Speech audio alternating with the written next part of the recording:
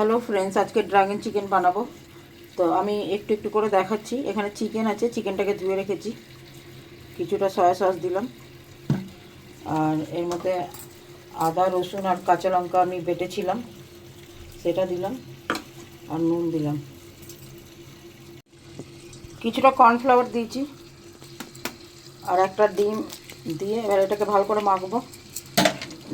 মানে মাখাবো, এটা মেখে এবার এখানে কড়াইতে আমি এটাকে ভাজবো। তারপর বাকি জিনিসগুলো আমি এক এক করে দেখাচ্ছি। এখানে ঝুড়িতে ক্যাপসিকাম, টমেটো আর পেঁয়াজ আছে। একটা টমেটো দিচ্ছি, আর দুটো ক্যাপসিকাম, আর দুটো তিনটে পেঁয়াজ আছে, একটু বড় বড় করে কেটে রেখেছি।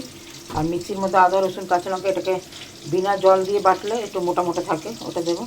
আর এখানে এটা তো মেখেছি, মেখে এখানে ভাজছি আমি। এটা পুরোটা ভেজে নেবো, তারপর বাকিটা আমি দেখাচ্ছি। এবার চিকেনটাকে ফ্রাই করছি এখন। আর এখানে টমেটো আছে আর সয়া সস আছে, এই টমেটো সস এটা। তো এগুলো দিয়ে বানাবো। সবাই ভালো করে পুরো ভিডিওটা দেখো, তাহলে বুঝতে পারবে। আর কারো যদি কিছু বুঝতে অসুবিধা হয় তো আমাকে মেসেজ করবে, আমি সেটা বলে দেবো। তো চিকেনটাকে ফ্রাই করে নিই।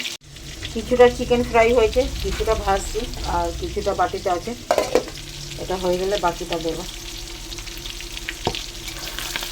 এটাকে আর একটু উল্টে পাল্টে লাল করে নিই। চিকেনগুলো সব ফ্রাই করা হয়ে গেছে। এবার ওই তেলটার মধ্যে আমি আদা রসুন আর কাঁচা লঙ্কা বেটেছিলাম, এটা দিয়ে দিলাম। এটা ভালো করে একটু ভাজবো, তারপর ক্যাপসিকাম পেঁয়াজটা দেবো। মশলাটা ভাজা হয়ে গেছে, এবার এর মধ্যে পেঁয়াজ, ক্যাপসিকাম, একটা টমেটো ছিল, এটাকে দিতে হবে। এটা ভালো করে মিক্স করবো। আন্দাজ মতো নুন দিলাম। এবার সসগুলো একে একে দিয়ে দেবো।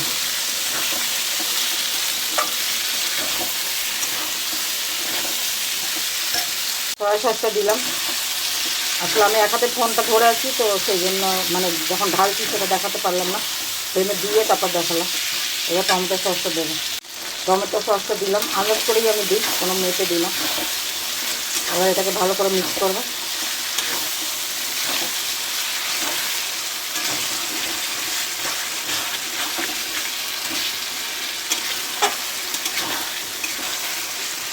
এবার চিকেন ভাজাটা এর মধ্যে দিয়ে দেবো।